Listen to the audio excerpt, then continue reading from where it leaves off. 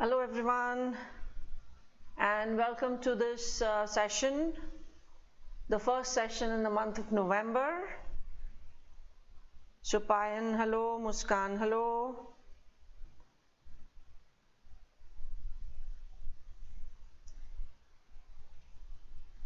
So I hope you had a nice and relaxing Sunday. And we will start with a new chapter, that is breathing and exchange of gases. This is one chapter from human physiology. Hiren, good afternoon.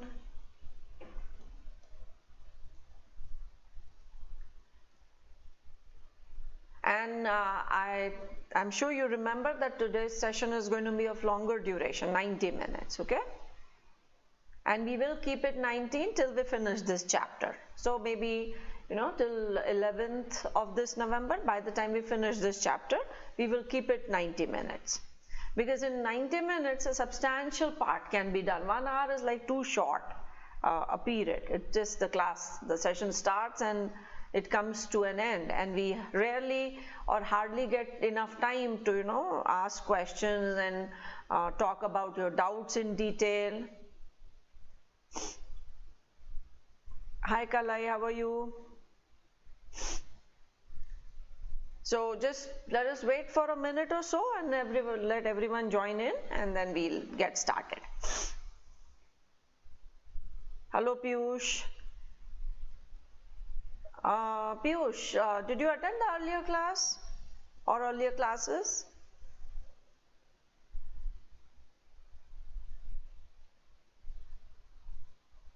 And how many of you actually attended the Saturday special session which I took for strategies?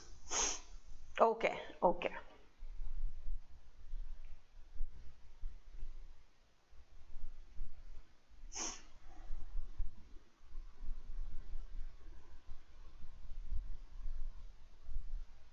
Okay, Piyush attended, Muskan. Oh, you had 8-hour long class. Oh my God. But it was not on Sunday. The session which I had was on Saturday. Okay, so Payan attended. So what did you study in this 8-hour long class? Or was it a test or something?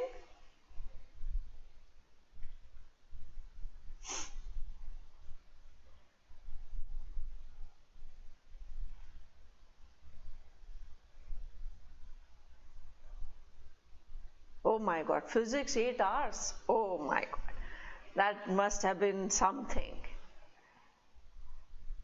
Really exhaustive, I guess. Simple harmonic motion. Okay. All right, so we will talk again in middle of the session, but let us just get started with the thing that we will be discussing today. Let me just give you an overview. We will be talking about the chapter that we are starting is breathing and exchange of gases, types of respiration. We'll classify respiration first. Then what is the respiratory surface and what characteristics should it show so that it acts as an efficient respiratory surface. Then there are some pigments which help in transport of gases. They are called respiratory pigments, so we'll talk about that. And organs of respiration, the organs or the structures which help in this process of respiration. And then when we talk of organs, skin, gills, lungs, all these are the organs. So we will talk about two in detail, cutaneous and tracheal respiration. Okay, so let us get started. We are using Unacademy's platform, and the channel where we are right now is Let's Crack NEET UG English. This is the only channel, I guess, where we have pure English lectures, and I guess all the students are old students, so now they know me, so we can skip this. And After Diwali, like we will end this chapter somewhere around 11th or 12th of November, and after Diwali we are working on starting plus. So after Diwali only I'll be starting this plus, and this plus subscription or the iconic one, that is only on this Unacademy app. So those who have not installed the app, they need to do it, and as soon as I start the plus classes, you will be able to get it if you have taken the subscription.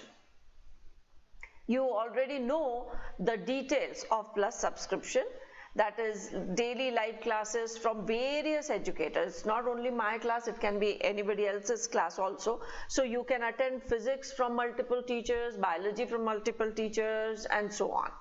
Then the courses are planned. That means there will be a planned course. Suppose I start a plus program, right? And say I tell you that I will be doing, say, one complete unit of, say, structural organization in plants, which includes morphology, anatomy, and structural organization in animals. So that can be like a short module. So one unit done. Then I can tell you that, you know, I'll be doing only plant physiology or only the ecology part. So that way you can just take those short modules and your complete syllabus can be done. This is a new one which is iconic. Along with plus, there are some added features, which are, out of which 2 features are the ones which I personally like very much. That is, one is test analysis. And this I told you that once you attempt a question and suppose the question goes wrong, why did you go wrong? Where did you go wrong? That has to be understood. Otherwise, the same mistakes are committed over and over and over. And you know, many a times this happens. The students, they study very hard in 11th and 12th. But some things are not clear, or some questions, some doubts were never clarified. And they appear for the exam, and the result is not as per their expectation, and they have to repeat or take a drop. And for them it becomes very difficult कि itna padha tha, where did I go wrong? The point is, the questions where you answered incorrectly, did you get the complete analysis of it? What was wrong? What was wrong in your thought process? So this test analysis is very important, and this can be done with the help of a personal coach. So these are 2 things which are very positive of iconic subscription. So plus and iconic comparison. Here in iconic you get these added things which I just now talked about, right? And the benefits of plus anyways.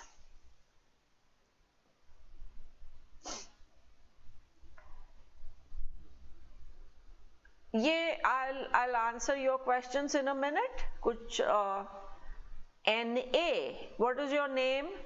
It is written as NA. And then Piyush also has a question. We'll come to that question.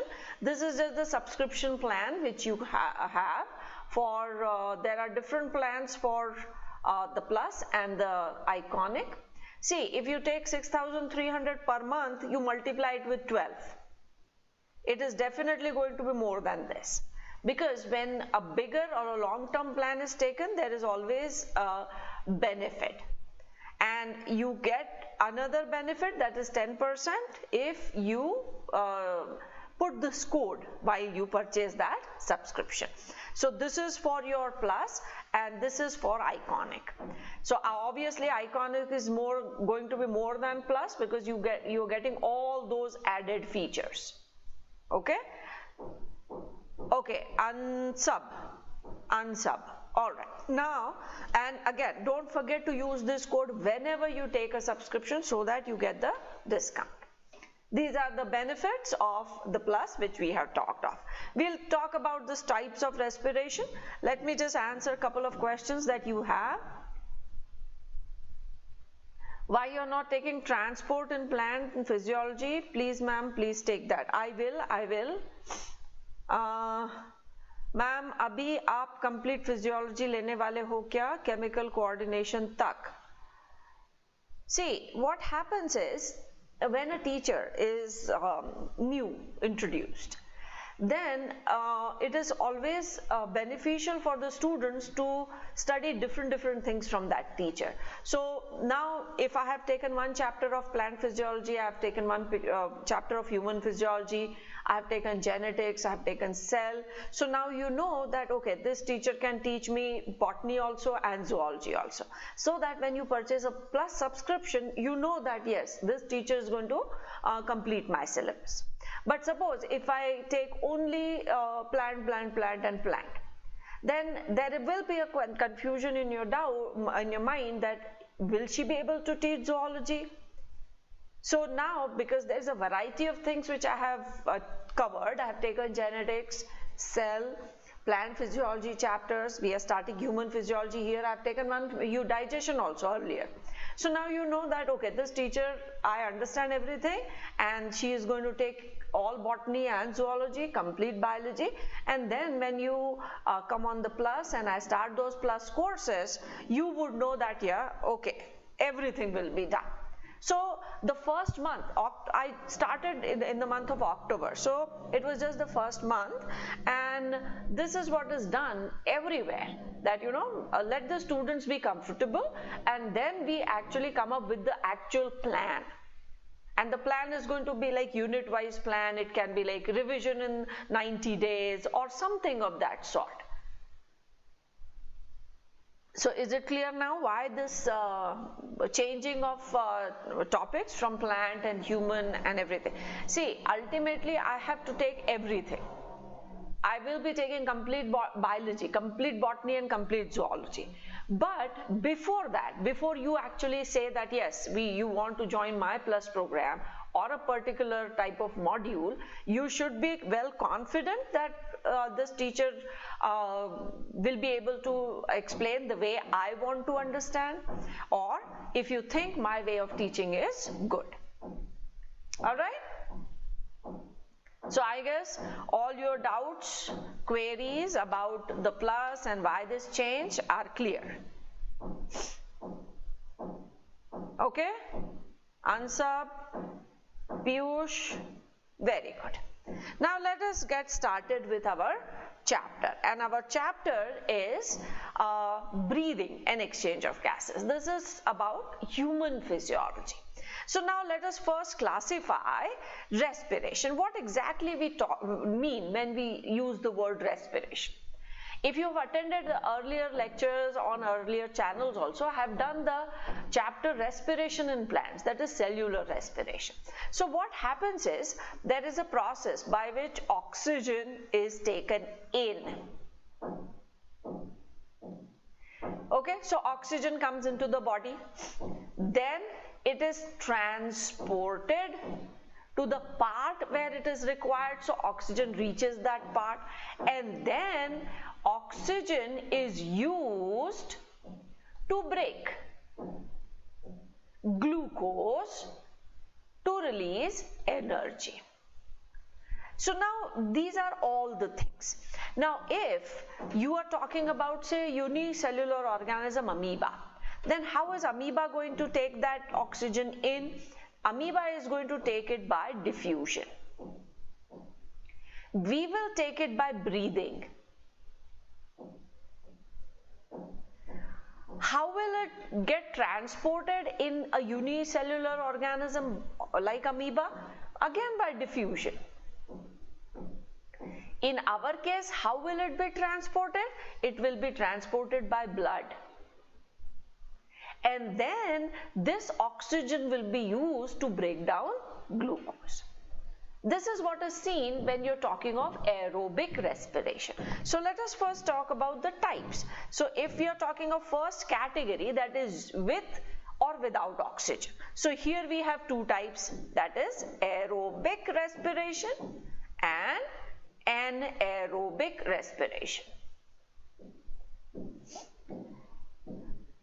This for every student, this is like a common thing which you must follow, is whenever a chapter starts, don't miss the first classes, because in first few classes we do all the basic things. I have seen students, thinking first 2 classes, it's going to be basic. So let us start when we actually come to the mechanism of breathing or oxygen dissociation curve. But for that, you will need this basic.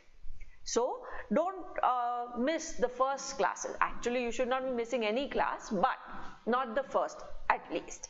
Now, if you're talking about aerobic respiration, then we know what exactly aerobic respiration is. It is breakdown of glucose in presence of oxygen. What will be anaerobic? It is breakdown of glucose in absence of oxygen, right? What is the next other difference between aerobic and anaerobic? There is complete breakdown of glucose to release carbon dioxide, water and energy. In case of anaerobic respiration, there is incomplete breakdown of glucose to release. Now there are 2 possibilities. It can be lactic acid or ethyl alcohol. And every time there are 2 ATP molecules.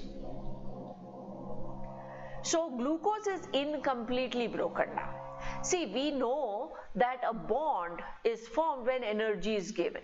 So if you break a bond, energy will be released. So if all the bonds are broken, complete energy will be released.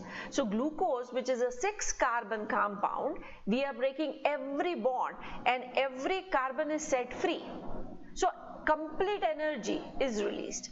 Whereas here you are getting lactic acid, which is a 3-carbon compound. That means between carbon and carbon the bonds still exist. And if the bonds exist, energy still remains in there. And that is why the amount of energy released is only 2. Whereas here we get 36 ATPs. Okay.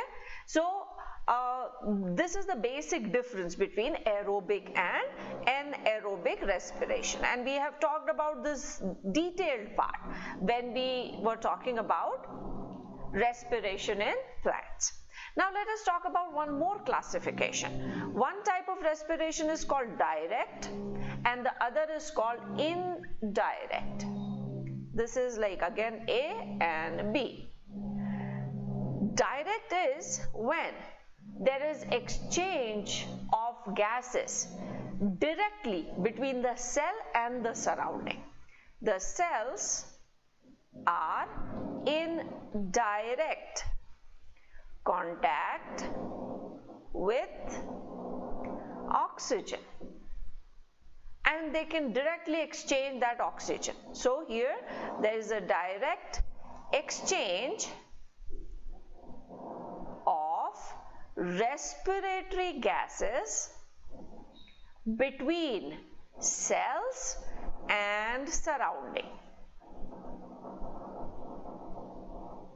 Whereas in case of indirect, the cells are not in direct contact with the surrounding.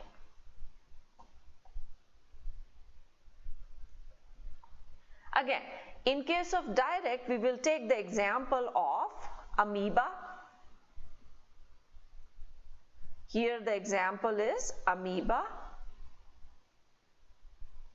So in case of amoeba, which lives in water, unicellular organism, so if this is amoeba with its pseudopodia and surrounding is water, so here there is dissolved oxygen.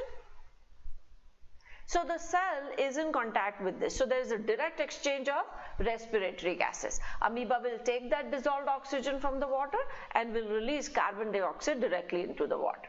Now here let us take our example. Humans. our cells are not in direct contact with oxygen. For example, what about a muscle cell? What about bone cell? What about cartilage cells? What about the cells of intestine, stomach, liver? Are they in contact with the atmospheric oxygen? They are not. So they are not in direct contact with the respiratory gases. And that is why there has to be a system which can transport those respiratory gases. So there will be one place where there will be exchange, and then there is going to be a transport system which will be transporting those respiratory gases. Raj Singh has a query. Yes, Raj, what happened? Ma'am, I am not able to understand everything in English. Please help me. See, Raj, the language, English, which I use is very, very simple. Very simple. It is mainly the terminology, but the words which are filling words, which make a sentence, they are also very simple. And you know, this is my sincere suggestion to all the students, that you need to switch to complete English. Reason is, suppose you clear NEET, you get into a medical college. Do you think your books are going to be in Hindi? Do you think that the professors are going to teach you in bilingual or Hindi or whatever you think is more comfortable for you? So that is why what happens is, it is always better that slowly and gradually we move to English language. And I don't use very complicated words, very simple words. Okay, so if there is anything difficult, let me know. I'll clarify it again in a very, very simple manner. Is it okay?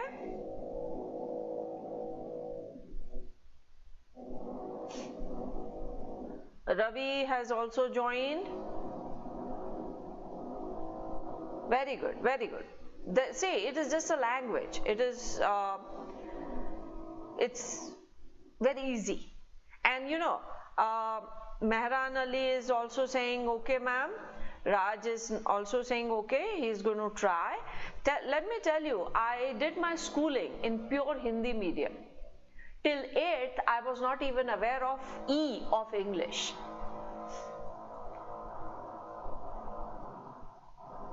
So, if I can learn, anybody can learn. It is just a language. Only thing is, your willpower should be strong that I have to do it. Oh, Muskan, you sound little surprised.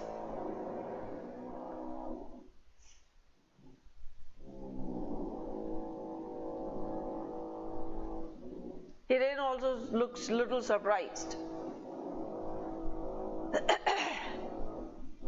Okay, so are the types of respirations clear? Muskan is surprised. Why? Because I said I am from Hindi medium school?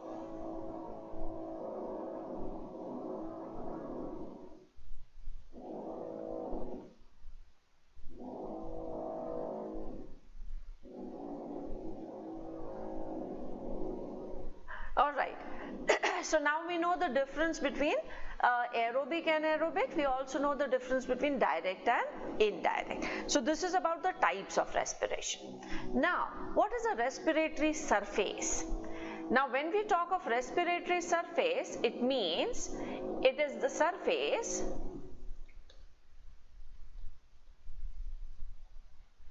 through which exchange of respiratory gases takes place. Now, where is our respiratory surface? Our respiratory surface is in the lungs, the alveoli. And I'm sure that you know that alveoli have simple squamous epithelium. And simple squamous epithelium is single layered cells, thinnest possible cells, right? So if you're talking about squamous epithelium, the cells are flat, single layer of cells. So then this is the thinnest possible membrane through which exchange of gases can take place.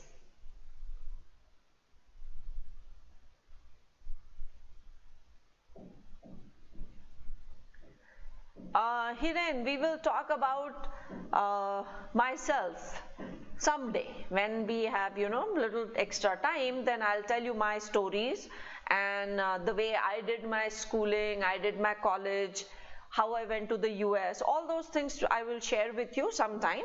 I have some interesting stories which we will talk about. Okay, someday we'll plan that. So our respiratory surface is in alveoli. What about amoeba? In case of amoeba, its membrane, the cell membrane is the respiratory surface. What about earthworm? For earthworm, its skin is the surface through which exchange takes place. So why our skin is not the respiratory surface? Why we needed alveoli? That means for becoming the respiratory surface, the membrane should have some characteristics or should show some characteristics. So what are those characteristics? Number one, it should be very, very thin. The membrane or the respiratory surface, I'm calling it membrane, should be thin. First property which should be there, and then we will check why our skin is not the respiratory surface and we needed lungs. Second, it should be moist.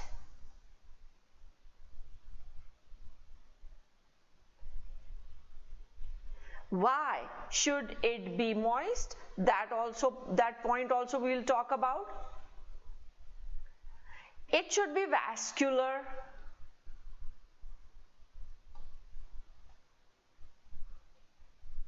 Vascular means richly supplied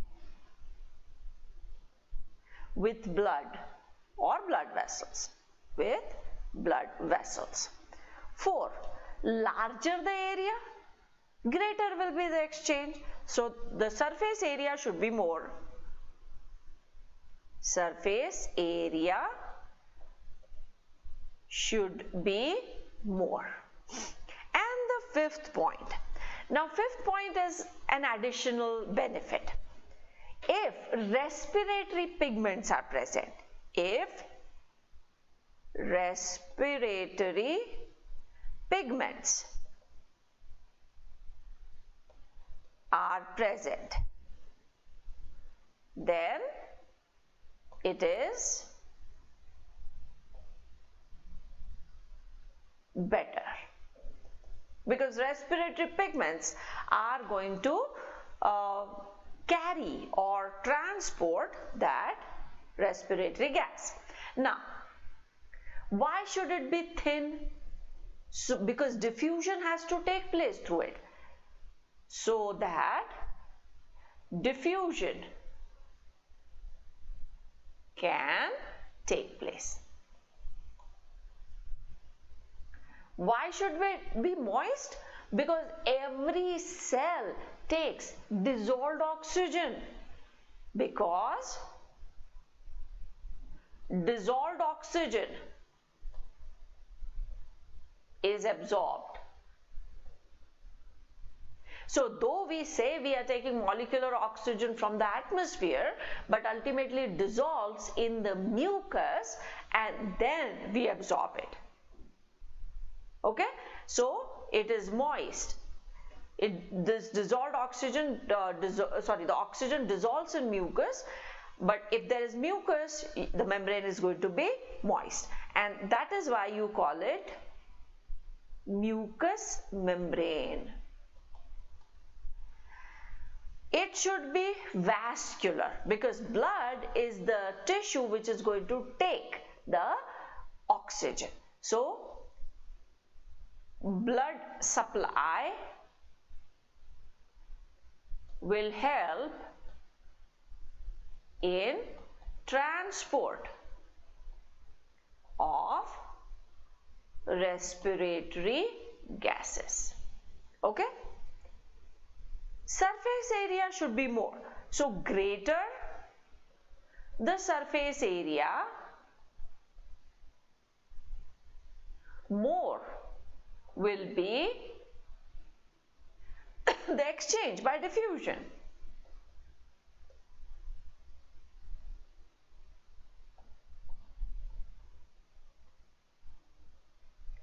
More will be exchanged by diffusion. And if respiratory pigment is present, then the pigments bind with the respiratory gases and help in their transport. Now let us see whether our skin fits into this. Is our skin thin? Our skin is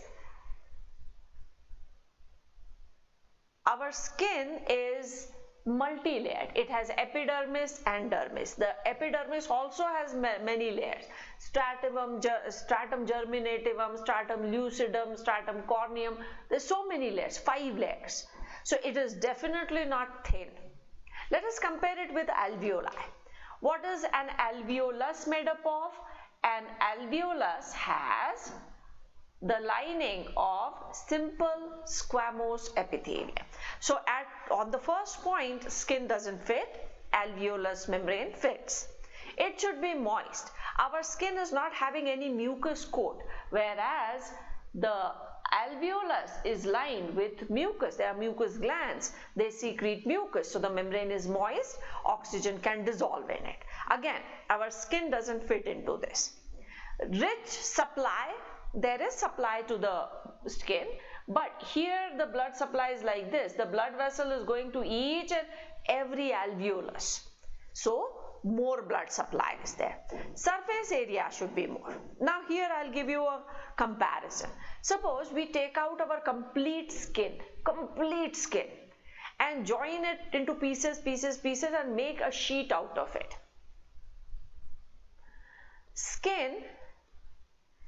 Complete skin would make 1.8 square meters of sheet. And if you do it with alveoli, you take out all alveoli, arrange them in the form of a sheet, you would get 200 square meters. Now you see the comparison. Where is the surface area more? Obviously in alveoli. And that is why lungs are better organs for exchange of gases. These mucous membranes cause pneumonia when an infection takes place. See, infection is going to affect anything, but because the infection goes through your respiratory tract, these are the membranes which get affected. Okay, respiratory pigment, hemoglobin, and hemoglobin is coming closer to the alveoli. So if there is diffusion of oxygen here, suppose oxygen diffuses from here, hemoglobin can immediately bind with that and take it away. And in case of skin, the lower layers, the blood vessels are in the dermis part. So the oxygen has to cross these 5 layers of epidermis, go up to dermis where it finds blood vessel, and then hemoglobin, and then transport. So in our case, lungs are better option as compared to skin. But you can compare this with other organisms, like in case of earthworm. Its skin is the respiratory surface. It is thin, it is moist, the entire surface is available, and the blood supply is up till the lower part of the skin. So the blood is directly reaching closer to the skin. So that is why, depending upon which surface area acts as a respiratory surface, we will have different organs. So is this part clear? What are the characteristic features of a respiratory surface? If this part is clear, then we'll move to the next one.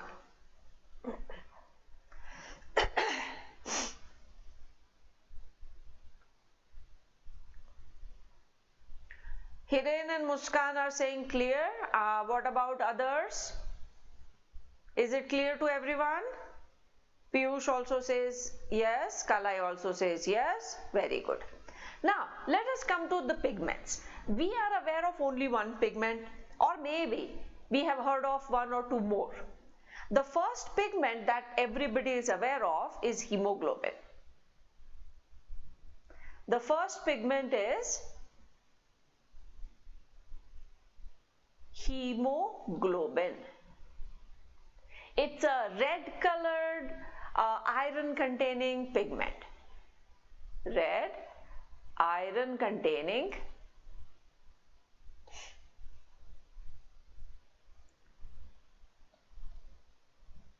pigment. What is special about this hemoglobin? Do we know anything else about this hemoglobin? Do we know anything which is special about this hemoglobin?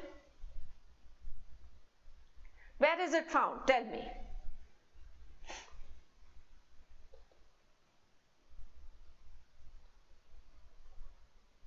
In vertebrates.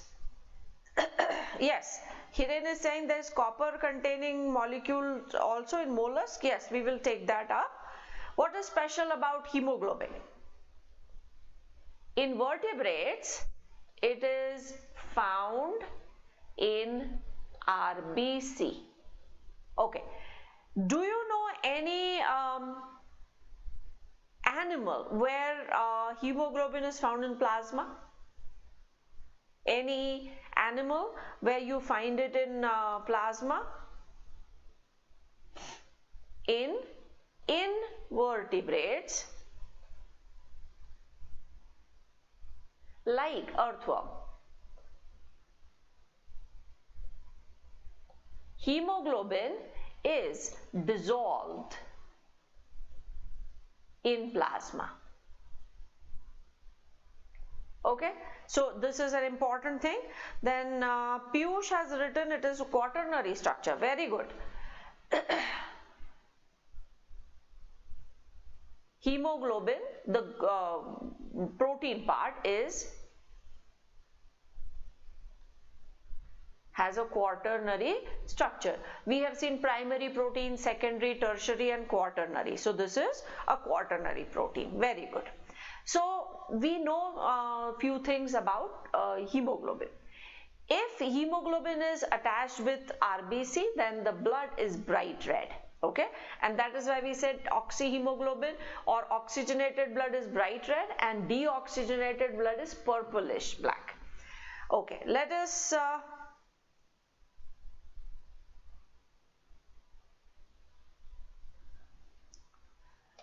Niranjan is asking something. Will I be able to get 450 plus now? Only I am going to start NEET preparation. Yes, it is possible. Only thing is the way you study is most important. If you're able to cover that syllabus in this much time, yes you can. And just let me know whether you are a student of class 11, 12th or you are a dropper.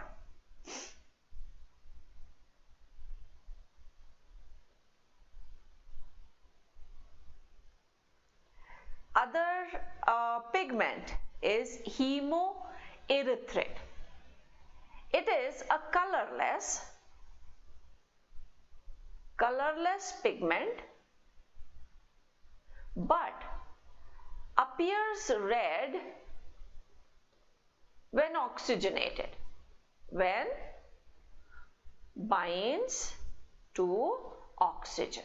So if oxygen binds with it, then it is going to appear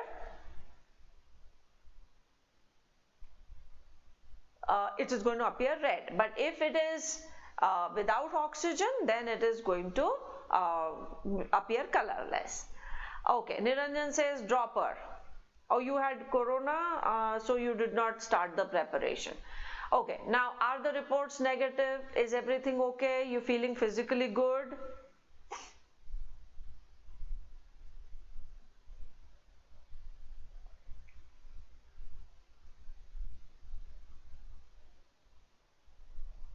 And there is a question from Raj, ma'am, हम notes भी बना सकते हैं क्या live class में या आप PDF provide करवाओगे?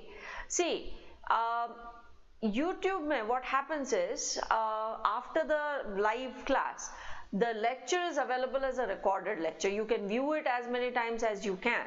But if you watch the lectures on the app, Unacademy Learning app, after the live lecture is over, you get the recorded lecture also plus the PDF also. Now you know why I am telling you all these benefits of Plus programs and the app every day, so that you can just get the PDF there. And yahan par, when we are doing it, you jot down important points. It is always better to write down things. Okay, Niranjan, very happy to know that you're doing good. Yes, you're a dropper. That means you have done the complete syllabus, 11th and 12th. So it is possible for you to do it in NEET 2021. Only thing is you'll have to plan your things, your work very, very smartly without wasting any time. Okay, so it is doable. Okay, let me give you this hemoerythrin. It is colorless. It is example where it is found in some annelids. In Annelida. Now let me give you one more.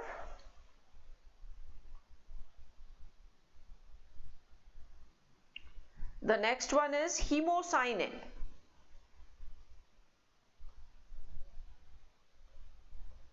Okay, hemoerythrin is also iron containing.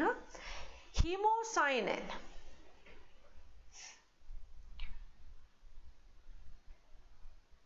Okay, its color is green. It is green and blue. So hemocyanin appears blue when oxygenated and appears green when not oxygenated. That means if it binds with oxygen, it will appear blue, and it is a copper containing pigment. So we normally, whenever we talk about only respiratory pigment, the pigment which comes to our mind is only hemoglobin. But there are other pigments also. Piyush is talking about cockroach. About hemocyanin. Here, if you write the example can be arthropoda. But the important thing is it is except insects. So there is no hemocyanin in cockroach. Okay, cockroach belongs to insecta, and it is also found in mollusk. All right. So Piyush has written the example as cockroach. So that is not the one where you will find hemocyanin. You know, in cockroach we call it hemolymph. There is no pigment, and that is why there is no such red or any kind of blood. It just is a white liquid. I can give you more pigments like vanadium, echinodermin. These are some other pigments which are found in various animals, but those things or those pigments are not in the syllabus, so we can skip that. Echinodermin, as the name tells us, it is found in some echinoderms.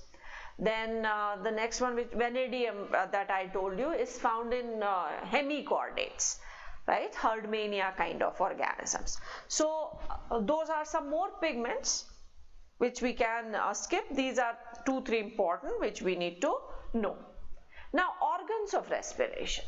Let us talk about the organs. So what we'll do is we will write down the name of the organ. We will write down the name given to the respiration, name of respiration, and then we will talk about the example. Okay, the first one. Suppose we start with skin. Then the respiration is called cutaneous respiration. It is called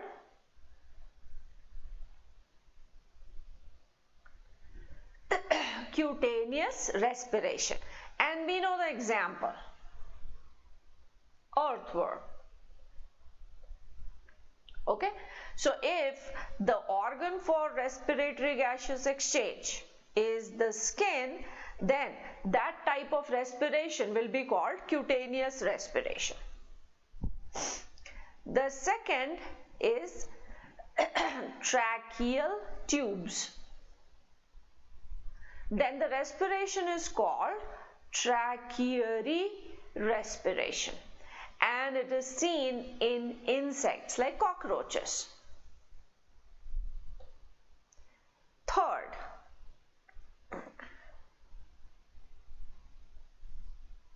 okay, some of you are already giving me the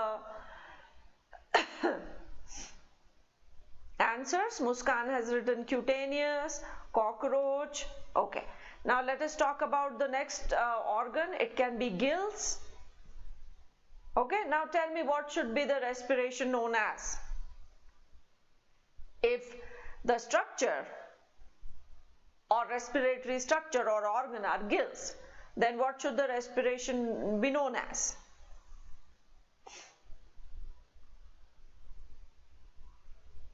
Branchial, right? Branchial respiration. And where do we find this type of respiration? Branchial. Fishes. Where else? Where do you find branchial respiration? Fishes is most common, yes, we know. Pisces, yes, very good. Fish, very good. Dilip Kala has also answered.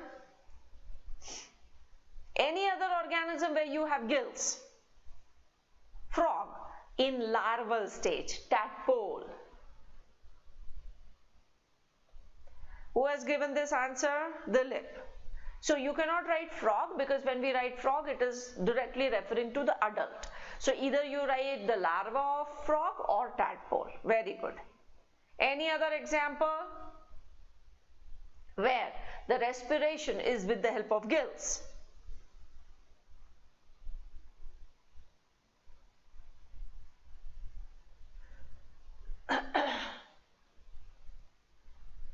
Prawns.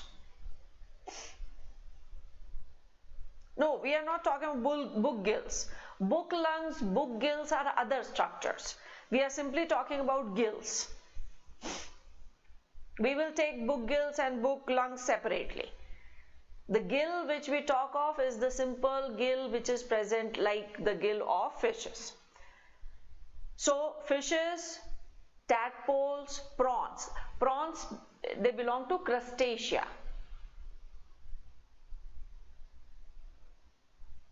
So some crustaceans. Okay. Now, fourth, if the respiratory organ are lungs, then what the respiration should be called? Pulmonary respiration. This is like very common, and this is our respiration, that's why we are aware of it. So where do we find pulmonary respiration? In which organism?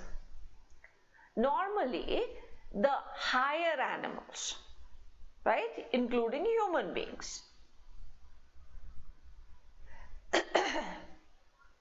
All right? Okay. Now let us write down few more organs. Aves, reptiles, mammals, very good.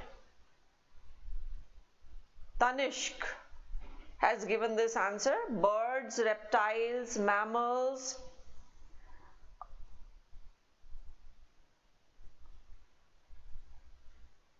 And Piyush is writing terrestrial forms. Okay. Now let us write down one more example, and that is book gills. Who was just talking about book gills? Hiren, right? Okay. It is found, there is no name given to this respiration, but it is found in aquatic arthropods. There are some insects which are found in water, so they have this respiration. Okay, let me give you one more, and that is book lungs.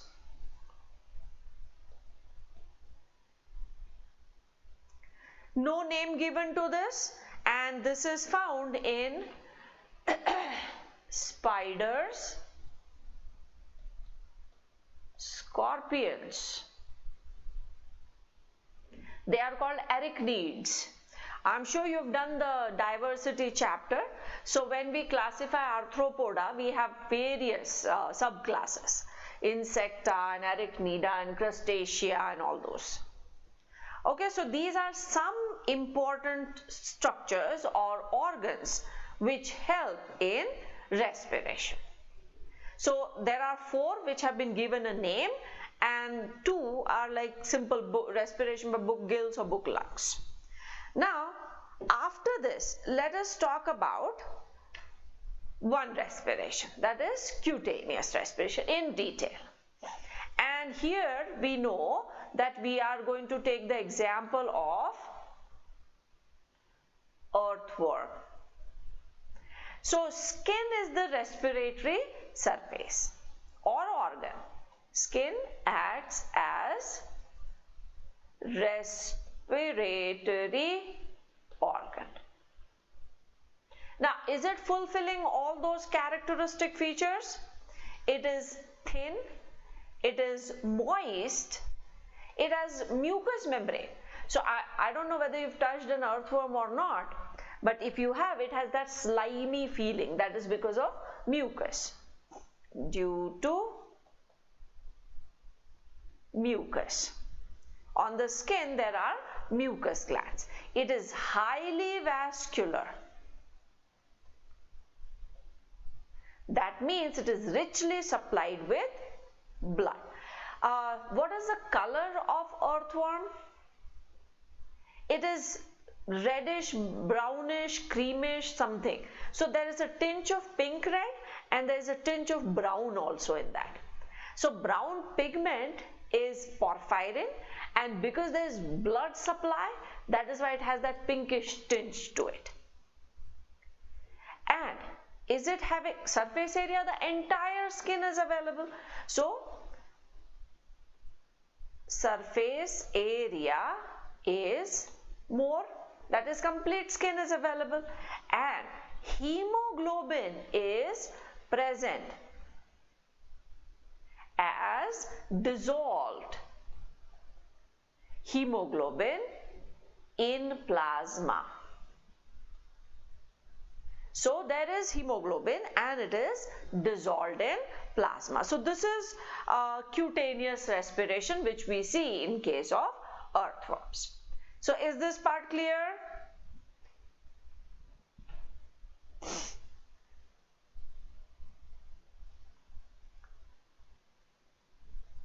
Any confusion up till now?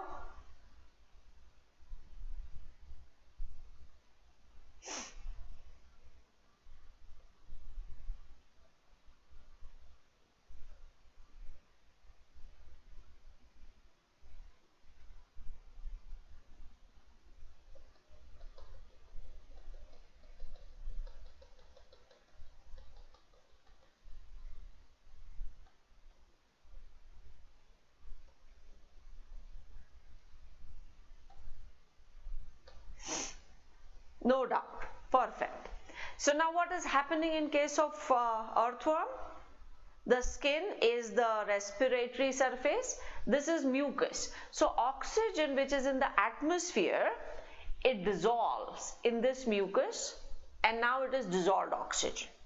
Dissolved oxygen crosses the skin and enters into the blood vessel. Here there is hemoglobin present in the plasma. So this hemoglobin binds with this oxygen and takes it away. because blood is going to continuously move. So this is why the skin acts as a perfect surface area for respiration. Okay, if there's no doubt in this, then let us come to tracheal respiration. And tracheal respiration is seen in case of some arthropods like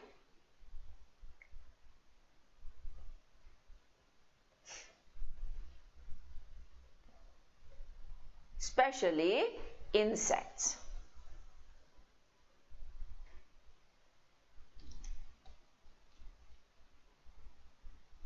Like cockroaches. Okay. So in cockroaches there is tracheal system or tracheary system. It is also known as tracheary system. There is a network of tubes. And do we have cockroach in our syllabus? Do we have to study cockroach? Do we have to study cockroach in structural organization? Earlier there were three animals, earthworm, cockroach and frog. Cockroach is still there, right? And what they have said is some brief idea you should have about every system of this cockroach. So when we do structural organization, we will be talking about the cockroach itself, right? But there, if you are aware of this respiration, then that part will be done. So this is going to be common here as well as in structural organization. Now in cockroaches, I am sure you're aware of the cockroach and you've seen the cockroaches. So what happens is the body of the cockroach is divisible into head. There is a very short neck. Then there are 3 segments in the upper part, which is called the thorax part. And then there are 10 segments in the abdominal part. Okay, so this is head. And you know here there are 2 large compound eyes. And from here you would find those 2 antennae. This is the small neck. This first segment is called prothorax. The next is mesothorax. Then is metathorax and 10 segmented abdomen. So here if you want, you can draw this 1, 2, 3, 4, 5, 6, 7, 8, 9 and 10. So 10 segmented abdomen is there. Okay, so this is the structure of cockroach's body. Now when we talk about the tracheary system or the tracheal system, then what we will do is we will enlarge this part a little bit. Suppose this is the first part, that is thorax, pro, meso, meta and then the abdominal part. I'm not drawing all the lines here because we want to draw some structures. So this is 1, 2, 3, 4, 5, 6, 7, 8, 9 and 10. So this is how we just draw this structure. Now how the air is going to go in? There should be an opening. The opening is called spiracle. Now where are these spiracles? These first pair of spiracles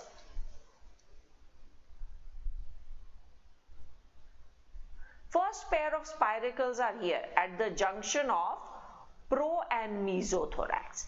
The second pair of spiracles are at the junction of meso and metathorax. And then every abdominal segment has 1 pair of spiracles. So this is the opening which is called the spiracle. The spiracles, they lead into a swollen part which is ampulla. So here also, if this is the spiracle, then it is easier. Every segment,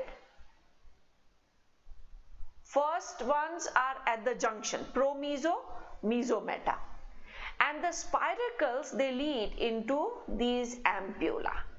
So we can draw only few to understand what exactly is going to happen. So these are the ampulla or ampullae in which the spiracles open. Now after this ampulla, again there is a very short tube. These are all tubes and they are chitinous. So here again there is a tube, and now these tubes are interconnected. And because of this, what you get is a lateral tube like this. Here also there is going to be a tube. And then these tubes will get connected and you will have this lateral tube. So this tube will get connected and like this. Now from these lateral tubes, there are connections which run like this. So this is a lateral tracheary trunk. The main vessel is normally known as a trunk. So there are two lateral, and then there are horizontal ones which are going to connect. Now from here again tubes arise. These tubes, they divide into branches, and these branches, they go up to the cells or the tissues, and that's where they divide into many branches. So now when air enters through the spiracles, where does it go? It enters through the spiracle, it goes into the ampulla. From the ampulla, it is going to come into this trunk. From here it will go to all the branches, here, and this is the place where there are cells or tissues. So respiratory gaseous exchange will take place. Now the finer branches, at the end you will find that here there are some cells. At the terminal part there are cells, and these cells are known as tracheal cells. Now this is the most important thing. What is the function of the tracheal cell? It is to secrete a fluid. So right now, this cockroach is moving. So when the cockroaches move, there is no liquid in the tube. The tubes are empty. When the insects move, air is filled in the tube, into the tubes. So air is going up to each and every cell or tissue. But when the insects are resting, when the insects are resting, a fluid fills the whole tubes. So there will be a fluid released by this tracheal cell, and the liquid is going to fill the complete tube part. And the exchange will take place between the fluid and the air. So fluid is going to come up to this part, it will come into the ampulla part, and the exchange of gases will be taking place from the air and the fluid through that spiracle. Okay, so when the insects are resting, tracheal cells secrete a fluid which fills the tubes, and exchange of gases takes place between the fluid and air. So there is directly exchange taking place. Now, do you know that we have two parts in our respiratory cycle, inhalation and exhalation? And I'm sure you're also aware that inhalation is taking in of air and exhalation is releasing that air. Dilip is asking, what is the trunk? Trunk is any main branch is called a trunk. Like pulmonary artery is called pulmonary trunk. Aorta is called systemic trunk. So trunk is a main tube. Okay. So inhalation and exhalation. Now, can you tell me in our case, which out of the two is active and which one is passive? When we are talking of inhalation and exhalation, can you tell me which one is active, which one is passive? Our case. Active means with expenditure of energy and passive is without expenditure of energy. You're welcome, Dilip.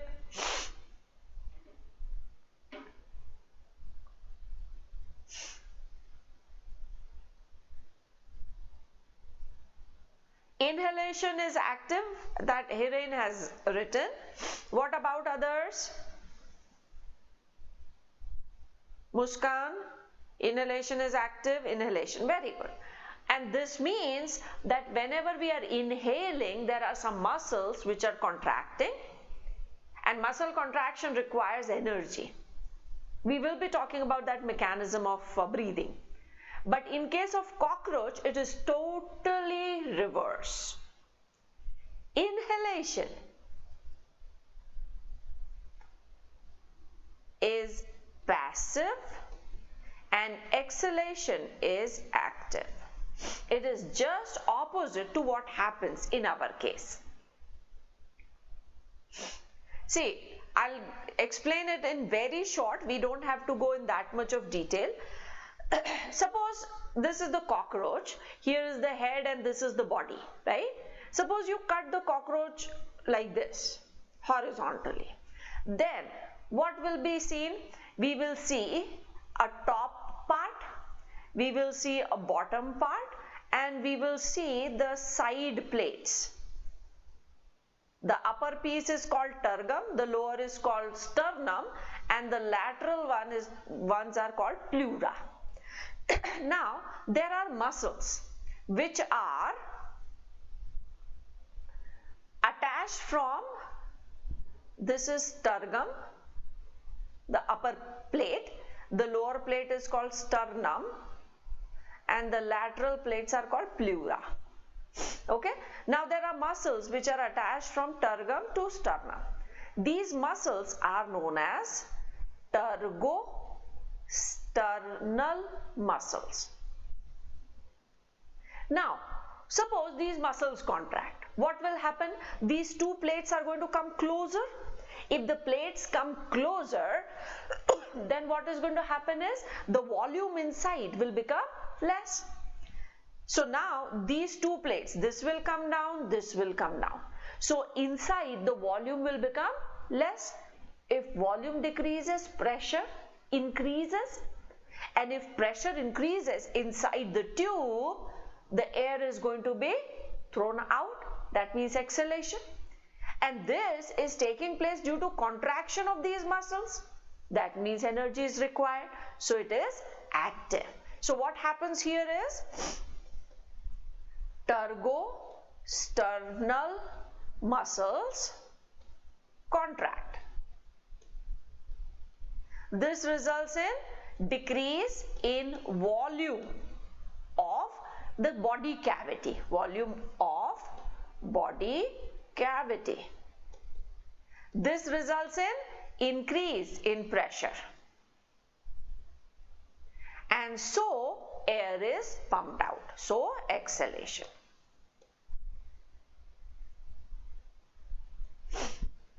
Okay, clear? Ellery muscles are in the heart. Piyush, ellery muscles are for heart. That means you have studied this earlier, but little bit of confusion is there. These muscles are tergosternal muscles and Ellery muscles are in heart. When we talk about structural organization in animals, we will be talking about Ellery muscles. So is this part clear? So what is happening in case of a cockroach or insects? There is a network of tubes, and these tubes, they have an opening. This opening is called spiracle. Spiracles are guarded by sphincters. They can be opened or closed. Can be opened or closed. Except for the first two. Total, there are 10 pairs of spiracles. 10 pairs of spiracles. And they can be opened or closed. Opened or closed. It can be opened or closed. Now, how are these 10 pairs? 2 in thorax, right? Like this one and this one. One between pro and meso, second is between meso and meta. And 8 in abdominal segments. 8 in abdomen. They can be opened or closed, but normally the first thoracic and first abdominal, they normally remain open. The first normally remain open, but they can be opened or closed. That means their opening is guarded by circular muscles. Is this part clear?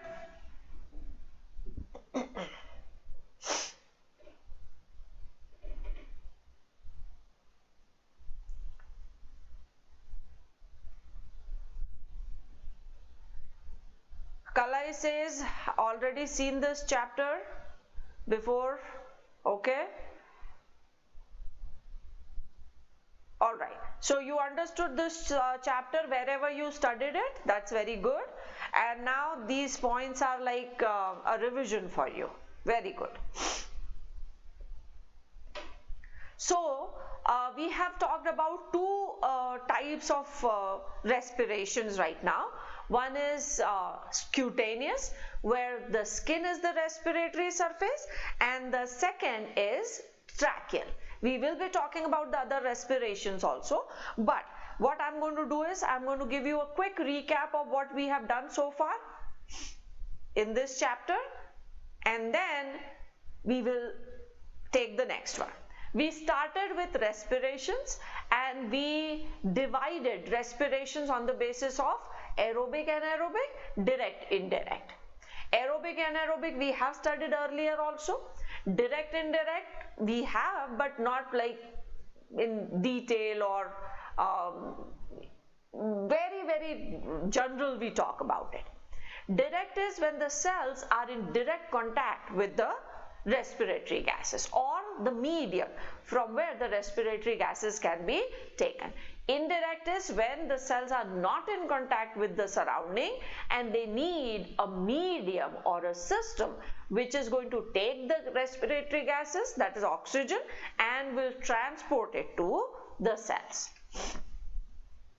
For this respiratory gaseous exchange, there has to be a surface which is called respiratory surface, and it should fulfill certain criteria, that it should be thin, it should be moist, it should be having more surface area, vascular, and pigments. Why should it be thin? Because gaseous exchange is by diffusion. So thinner the membrane, faster obviously is going to be the diffusion. So it should be thin. It should be moist. The reason is because all the cells will take oxygen, which is dissolved oxygen. So how do you dissolve that oxygen? There has to be mucus coat. So oxygen dissolves in that mucus and then it is absorbed. Next is it should be vascular, so that there is more and more blood supply, because blood will take that oxygen, diffused oxygen, and will take it away. And in that blood, if a pigment is present, then that is even better. Surface area should be more. Larger the surface area, better it is going to be. Which pigments?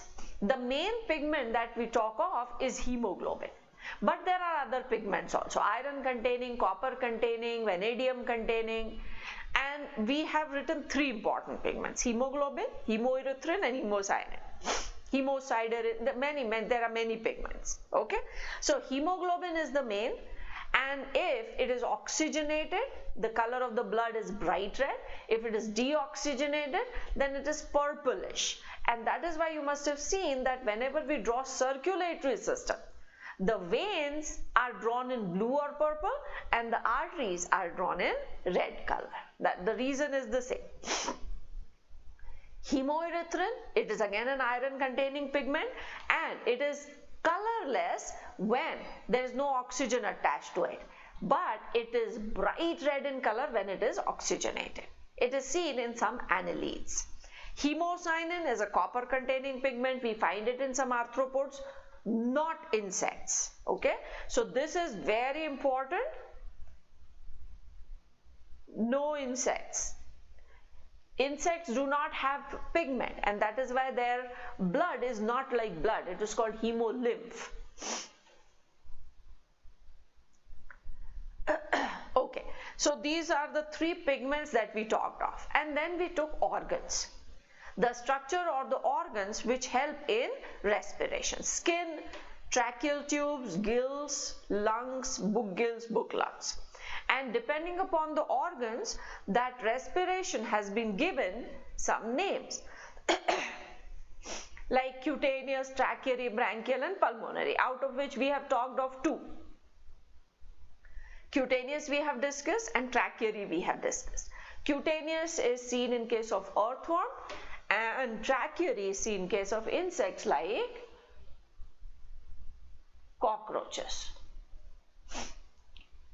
Okay, gills, branchial respiration, and it is seen in fishes, larva of frog, that is tadpole. It is also seen in some crustaceans like prawns.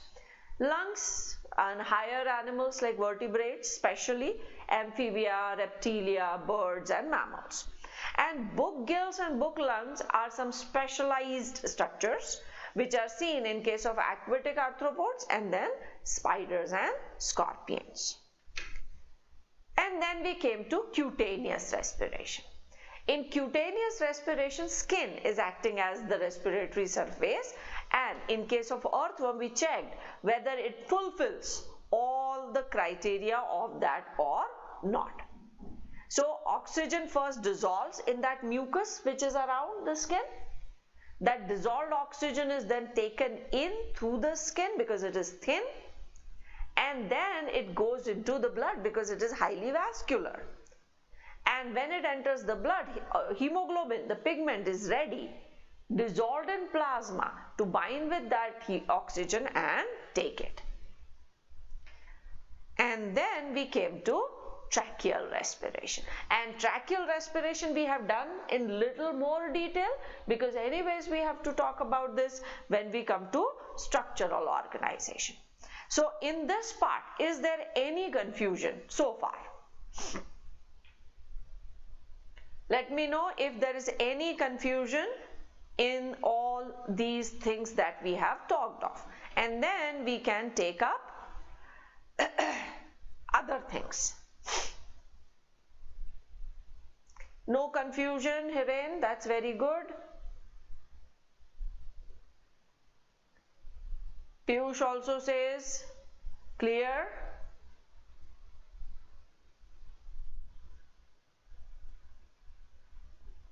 All clear, very good. Now I have a question. If everything is clear to you, then I have a question. And the question is, because when we study our respiratory system, in our respiratory system, when we talk of trachea, there are C-shaped cartilaginous rings which prevent this trachea or bronchi from collapsing, right? This I'm sure you have studied, that there are C-shaped cartilaginous rings which prevent trachea or bronchi from collapsing. Studied this or not?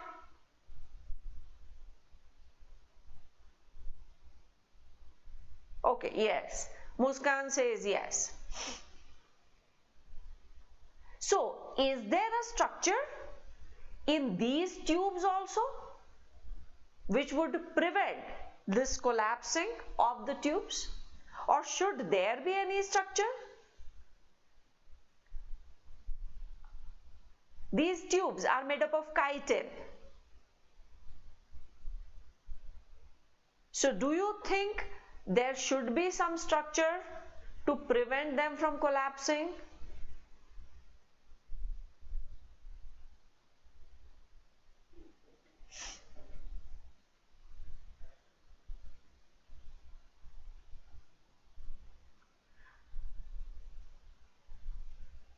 Tinida, okay, tinidia, intima. Okay, I thought somebody would say, this is what I was waiting for. See, hidden. Chitin itself is pretty strong. I thought so, that somebody will point this thing out. How many of you have touched a cockroach?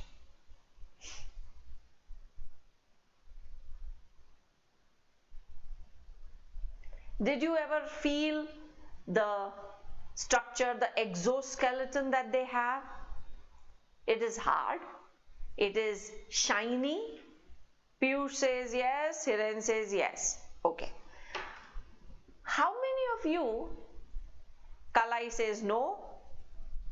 Panchami says yes. Okay. How many of you have eaten yeast? Hiren says it is pretty hard. Okay. What about yeast? It's a fungus. Do you eat yeast? The fungus? Muskan says yes. Panchami says no.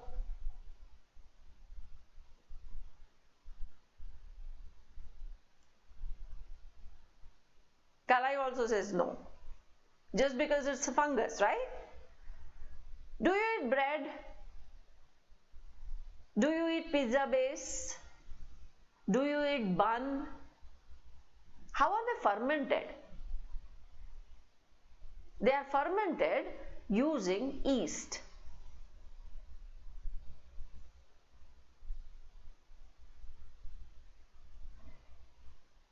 Okay, right? So all of us, we have consumed yeast. Is it hard?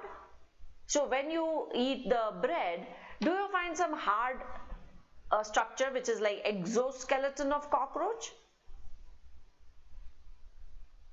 Hiren just said that it is pretty hard, pretty strong, chitin.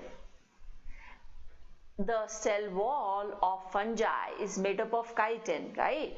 Exoskeleton of arthropods is also made up of chitin. And cell wall of fungus is also made up of chitin. Some of you must be eating mushrooms also. So is it like hard to chew? Is it hard to chew? Mushrooms? No, it is not. Chitin is soft and leathery. It becomes hard in case of arthropods due to deposition of salts, of calcium. Okay? So, important thing, chitin is soft and leathery. It hardens due to deposition of calcium salts. So in exoskeleton of arthropods, it has salts only in exoskeleton. These tubes are inside the body, so they are soft. And to prevent them from collapsing, there are structures like a spring-like structure. And that spring-like structure would be like this. So these structures will prevent them from collapsing, and the structure is called intima. Tenidae are also some structures which will prevent these tubes from collapsing. Okay? So now is it clear that the tubes which are inside, though they are made up of chitin, but pure chitin is soft. Only in the exoskeleton there is deposition of calcium, and that is why the exoskeleton becomes hard, because the job of exoskeleton is protection. But the tubes which are inside, they are delicate tubes, and to prevent them from collapsing, there has to be something, like we have these cartilaginous rings in our trachea. Similarly, these tracheary tubes also have some spring-like structures. They are called intima. Perfect. I am so happy that all of you are understanding it. Crystal clear. Very good. Keshwan also is there. I am reading your name for the first time, Keshwan. Are you attending this class for the first time?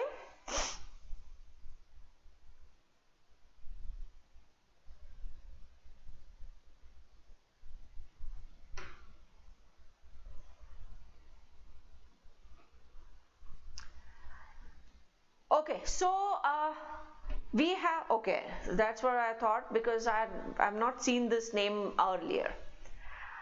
So it's good that you all understood this, and as I said, I have done tracheal respiration little in detail because we have to do it anyways in structural organization. Okay, so in this much part, respiratory surface, pigments, the organs, and two organs in detail: cutaneous, skin, and trachea or tracheary system. Everything clear? Because next we will start with pulmonary respiration, bronchial respiration. We'll take bronchial first, and then we will come to pulmonary.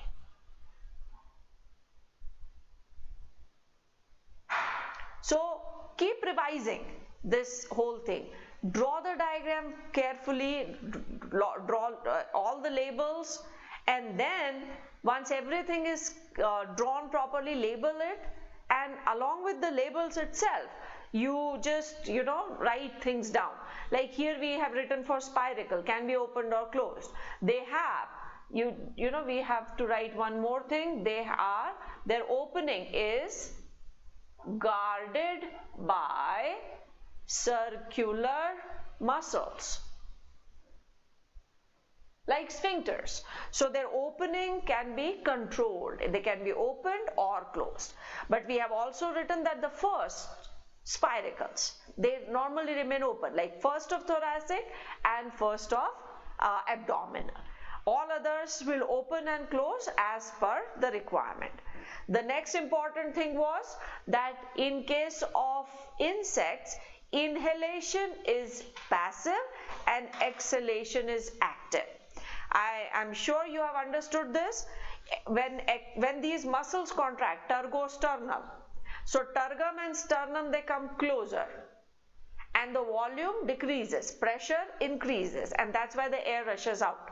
When these muscles relax, the tergum and the sternum, they take their position. So volume increases, pressure decreases. So from the atmosphere, from higher pressure, the air is going to rush into these tracheary tubes.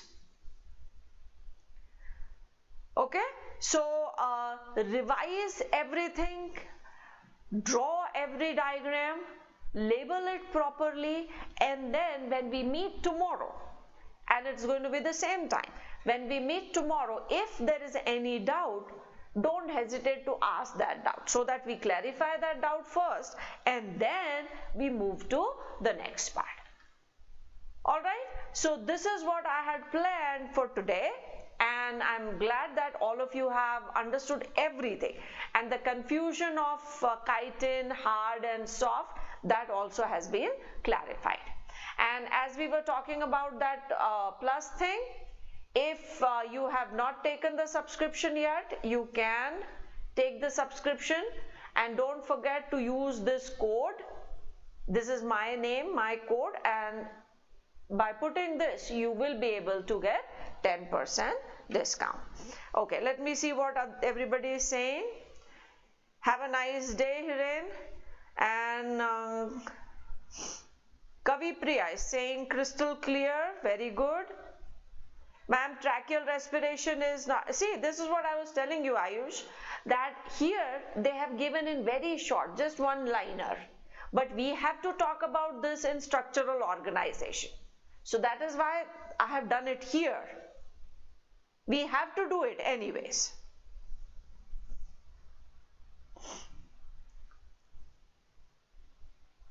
Okay, so bye and I'll see you tomorrow.